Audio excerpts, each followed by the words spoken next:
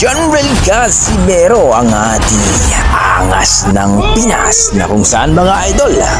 takaw na ito lalaban ngayong September at nagbanta nga ito mga idol. Nalalapaing buhay itong si David Picasso Romero sa kanilang laban. At dito nga mga idol, ayon sa ating mga boxing fans, na kung saan itong si Casimero, kung mag-training daw talaga ito ng maayos, walang makakatalo dito sa Super Bantamweight Division. Well mga idol, talagang totoo yan sapagkat nung umakyat ito